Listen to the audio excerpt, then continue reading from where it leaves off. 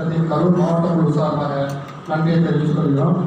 பார்த்தீங்கன்னா முதல் கோரிக்கை, புதிதாக பொறுப்பேற்ற ஆட்சி பார்த்தீங்கன்னா உங்கள் பஞ்சப்பட்டி ஏரிக்கான தேர்தல் வாக்குறுதி கொடுத்துருக்காங்க. அந்த பஞ்சப்பட்டி ஏரியை வந்து நீர்வளத்துறையும் சம்மந்தப்பட்ட அரசு துறையும் பார்த்தீங்கன்னா அதுக்கு நீர் நிரப்புவதற்கான உபரி நீரை கொண்டு அந்த சேகரிக்கக்கூடிய திட்டத்தை செயல்படுத்தணும். அதுக்காக விவசாயிகளை மாவட்ட ஆட்சியர் தலைமையில் மாவட்டத்துக்கு வரும்போது சந்திக்கக்கூடிய வாய்ப்பை ஏற்படுத்தி தரணும். அதாவது முதல் கோரிக்கையாக வைக்கிறோம். அது பார்த்தீங்கன்னா ரெண்டாவது பார்த்தீங்கன்னா புதிதாக பொறுப்பேற்ற அரசு பார்த்தீங்கன்னா அரசு துறை பார்த்தீங்கன்னா வெளிப்படைத்தன்மையுடன் செயல்படணும் அப்படின்னு சொல்லியிருக்காங்க.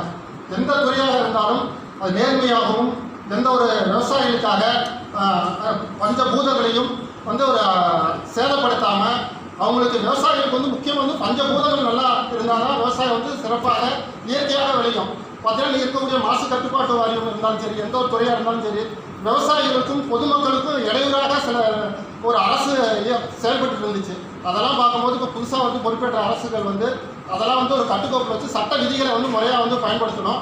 அதை கேட்டுக்கிறோம். பார்த்தீங்கன்னா இப்போ யூரியா கட்டுப்பாடு அதிகமாக இருக்குது. பார்த்தீங்கன்னா கடையில் பார்த்தீங்கன்னா அதிக விலைக்கு கொடுத்த கையில் வாங்க வேண்டிய சூழ்நிலை விவசாயத்தில் இருக்குது. இந்த யூரியா கட்டுப்பாட்டை கொஞ்சம் அரசு ஏற்படுத்தி மாவட்ட நிர்வாகம் அதை கண்காணிக்கணும். அடுத்து பார்த்தீங்கன்னா மதுக்கடை பார்த்தீங்கன்னா விவசாய நிலத்தில் அதிகமாக பாதிப்பு ஏற்படுத்துது. ஸ்கூல் பக்கத்தில் இருக்குன்னு நான் சொல்லிட்டு இருக்கோம். மதுக்கடை பார்த்தீங்கன்னா பிள்ளாபாளையம் ஊராட்சியில் செயல்பட்டு இருக்கு.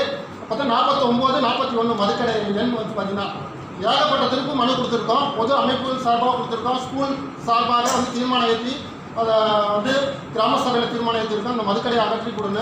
இது அரசு கவனம் இப்போ அரசு புதிதாக பொறுப்பேற்ற அரசு மதுக்கடைகளை அகற்றிட்டு வராங்க.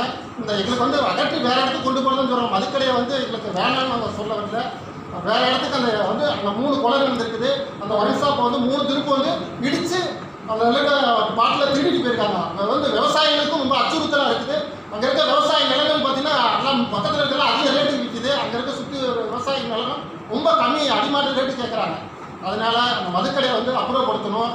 அடுத்து பார்த்தீங்கன்னா அடுத்த கோரிக்கை பார்த்தீங்கன்னா வருவாய்த்துறையில் பார்த்தீங்கன்னா யூரியா திருத்தம். நாங்கள் அடிக்கடி நாங்கள் பேசிகிட்டு இருக்கோம். தமிழக விவசாய பாதுகாப்பு சங்கம் விவசாயி நிலம் விட்டு வச்சுட்டா பத்தாது, நிலத்தில் இருக்கக்கூடிய பட்டாவில் பேர் இருக்கணும். நிறையா பேர் நம்ம கேட்டுட்டு இருக்கோம். கண்டிப்பாக ஒவ்வொரு ஆண்டும் நடக்கிற ஜவமந்தி கூட்டம் என்பது அந்த வசதி ஆண்டில் என்ன தவறு இருக்குதோ வருவாய்த்துறை திருத்தி கொடுக்கணும். நாங்களும் மனு கொண்டு கொடுக்குறோம். அந்த துறை சார்ந்த அலுவலர்கள் வராங்க. கண்டிப்பாக குறைகள் தீர்க்கப்படலை. அது மிகப்பெரிய வருத்தத்தை ஏற்படுது. ஒரு சாஸ்திரம் சம்பிரதாயமாக இந்த சம்பந்தி கூட்டம் நடக்கிறது. அங்கே இருக்கக்கூடிய கோட்டாட்சியர் உத்தரவிட்டாலும் வட்டாட்சியர் செய்ய மாட்டேங்கிறாங்க. வட்டாட்சியர் உத்தரவிட்டாலும் அங்கே இருக்கிற வீடியோ கொடுக்க மாட்டேங்கிறாங்க. நிலம் எங்களுக்கு அனுபவத்தில் இருக்கிறோம். ஆனால் பக்கத்து நிலத்துக்காரங்க மேலே ஏறி இருக்கு. அதை நாங்கள் சரி செய்யணும்னு சொல்லிட்டு விவசாயிகள் கொடுக்கும்போது மீண்டும் கிராம கணக்கில் அவங்க பேர் தான் இருக்குது அப்படின்னு சொல்கிறாங்க. உண்மைத்தன்மை பாருங்க, விவசாயம் பண்ணிட்டு இருக்காங்க. எத்தனை சிண்டு அவங்க விவசாயம் பண்ணிட்டு இருக்காங்க. பூமி தணிக்கை பண்ணுங்கன்னு நாங்கள் சொல்லிட்டு இருக்கோம். அந்த பூமி தணிக்கையே யூரியா திருத்தத்துக்கு ஒருபாடு புதிதாக அரசு மறுபடியும் ஒரு யூரியா திருத்தம் பூமி தணிக்கை கொண்டு வரணும். அப்போ தான் நிலம் யார் கையில் இருக்குதுன்னு அந்த ஒரு வெளிப்படைத்தன்மை தெரியும். அதை தான் நாங்கள் மீண்டும் சொல்லிட்டு இருக்கோம். மிகப்பெரிய வருவாய்த்துறையில் மிகப்பெரிய ஒரு சாபக்கேடாக இருக்குது விவசாயிகளுக்கு. கண்டிப்பாக ஒரு புதிய யூரியா திருத்தத்துக்காக மாவட்ட ஆட்சியர் சிறப்பு ஒரு முகாம்களை ஏற்படுத்தி யூரியா திருத்தத்துக்கு கொண்டு வாங்க மிகப்பெரிய மனுவாக கொடுத்துருக்கோம்.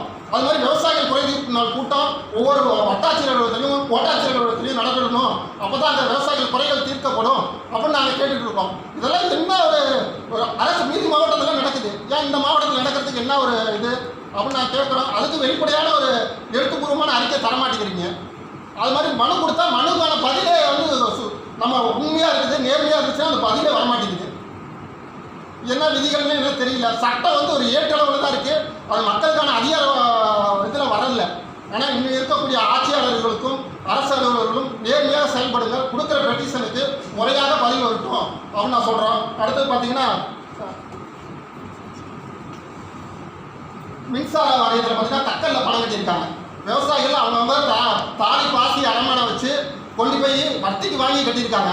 ரொம்ப நாளாக அவங்க நிலுவையிலே வச்சுருக்காங்க. அங்கே ஒரு வெளிப்படைத்தன்மை இல்லை. முதலாக கட்டினவங்களுக்கு 5வது சர்வீஸ் ஆகுது. அப்போ 100வது கட்டினவங்களுக்கு முதல் சர்வீஸாக வருது. அது எந்த அடிப்படையில் அங்கே இருக்கக்கூடிய மின் வாரிய அலுவலர்கள் செயல்படுறாங்கன்னு தெரியல. ஒவ்வொரு அரசு அலுவலகத்திலையும் வெளிப்படைத்தன்மையாக போர்டு போடுங்க. அப்போ தான் இங்கே எத்தனை பேர் பதிவாக இருக்குது, என்ன நடக்குது, என்ன நடக்கல அப்படின்னு அவங்களுக்கு தெரிய வரும். அதை தான் நாங்கள் சொல்கிறோம். ஒவ்வொரு அரசு அலுவலகமும் வெளிப்படைத்தன்மையோடு செயல்பட்டுச்சுன்னா இங்கே இருக்கக்கூடிய அனைத்து பேர்த்துக்கும் தீர்வு எட்டும். நேர்மையாக செயல்படுறவங்களுக்கு தகவல் உரிமை சட்டத்தில் மனு கொடுத்தா அதை ஒரு 30 நாளைக்குள்ள தீர்வு எட்டணும். அதெல்லாம் வந்து மறைக்கிற வகையில் இருக்குது.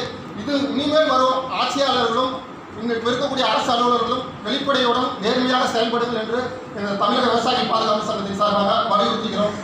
நன்றி, வணக்கம்.